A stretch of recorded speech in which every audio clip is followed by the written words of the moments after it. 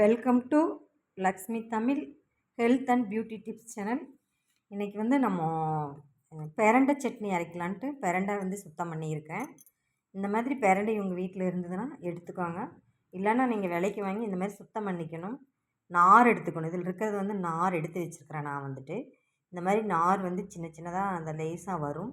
இதிலேருந்து நார் எடுத்து உரித்து வச்சுருக்கிறேன். நார் எடுத்துகிட்டு இந்த மாதிரி பீஸ் வச்சு உங்களுக்கு எவ்வளவு தேவை கிடைக்குதோ அந்த அளவுக்கு எடுத்துக்கோங்க. உங்களுக்கு வீட்டில் சமையலுக்கு எவ்வளவு தேவை வேணுமோ அந்த அளவுக்கு நீங்கள் பிரண்டை தயார் பண்ணிக்கோங்க ஃபஸ்ட்டு. அதுக்கடுத்தது வரமிளகாய் எடுத்துக்கோங்க. வரமிளகாய் உங்களுக்கு தேவையான அளவு எவ்வளோ தேவையோ அவ்வளோ எடுத்துக்கலாம். நான் எனக்கு இப்போ அளவாக தான் எடுத்திருக்கேன். இந்த அளவுக்கு இந்த மாதிரி வேணும்னு சொல்லி எடுத்துருக்கிறேன். அதுக்கடுத்து பூண்டு எடுத்துருக்கிறேன். அதுக்கடுத்தது இஞ்சி எடுத்து வச்சுருக்கிறேன். அதுக்கடுத்தது கடலைப்பருப்பு, கொஞ்சம் கருவேப்பிலை, அதுக்கடுத்தது தேங்காய் கொஞ்சம் எடுத்து வச்சுருக்கிறேன்.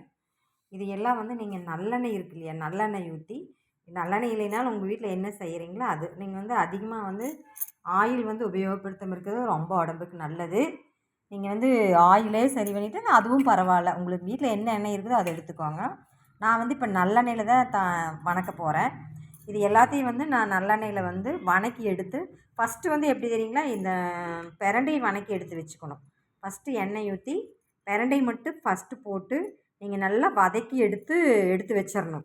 நான் அதை வதக்கிறது காட்டல. நான் வேறு ஒன்று சொல்கிறதுக்கு வேண்டியது இதை எடுத்தேன்.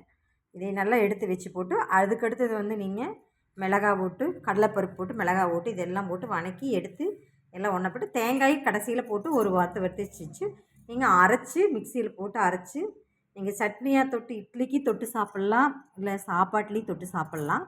இந்த மாதிரி பண்ணலாம். நான் அரைக்கிற வீடியோ காட்டல, நம்ம வறுக்கிற வீடியோவும் காட்டல. நான் இப்போ வேறு ஒன்று சொல்ல போகிறேன். அதை மட்டும் நீங்கள் கேளுங்க. இப்போ நம்ம வீட்டில் சும்மா மட்டும் இருக்கிறது ரொம்ப கஷ்டமாக இருக்கும். அதனால் நம்ம நம்மளுக்கு பிடிச்சது எது வேணுனாலும் செய்யலாம். இப்போ நம்ம வீட்டில் நீங்கள் வேலை செஞ்ச போக மீதி நேரம் ரெஸ்ட் எடுத்துகிட்டு மீதி நேரம் இருக்கும் இல்லையா, அதில் நீங்கள் வேறு தொழில் ஏதாவது உங்களுக்கு தெரியும்னா செய்யலாம். இல்லை நீங்கள் வேலைக்கு போகிற மாதிரி வேலைக்கே போக முடியல, வீட்டிலையே இருக்கிற மாதிரி தான் வீட்டில் இருந்து ஏதாவது ஒன்று உங்களுக்கு பிடிச்ச தொழில் என்ன வேணாலும் செய்யலாம். அதனால் ஒன்றும் பிரச்சனை கிடையாது. உங்களுக்கு செய்ய முடியும்னு தோணுச்சுன்னா செய்யுங்க. இப்போ எல்லாமே இப்போ நம்ம ஸ்வீட் செஞ்சு இது சேல்ஸ் பண்ணலாம். மற்றபடி நீங்கள் சேரீ பிஸ்னஸ் பண்ணலாம், இல்லை ப்ளவுஸும் மட்டும் எடுத்து சேல்ஸ் பண்ணலாம். வேறு உங்களுக்கு ஏதாவது ஒன்று என்னமோ காய்கறி இந்த மாதிரி பிஸ்னஸ் பண்ணலாம்.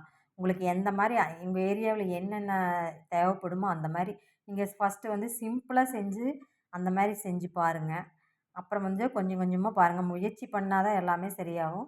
நம்ம வீட்டில் இருந்துகிட்டே சும்மா மட்டும் இருக்கக்கூடாது. அதனால் நீங்கள் அந்த மாதிரி செஞ்சு பாருங்கள். செஞ்சு நீங்கள் கொஞ்சம் கொஞ்சமாக டெவலப் ஆச்சுன்னா அந்த மாதிரி உங்களுக்கு பிடிச்ச மாதிரி செய்யுங்க. எல்லோரும் வீட்டில் தான் இருந்து தான் என்ன பண்ண முடியும், ஏதோ ஒரு தொழில் செய்யலாம் அப்படிங்கிறதுக்காக செய்யக்கூடாது. நம்ம நம்ம அதை முடியும்னு தெரிஞ்சு செய்யணும். நம்ம முயற்சி தான் எல்லாமே இதுக்கு காரணம்.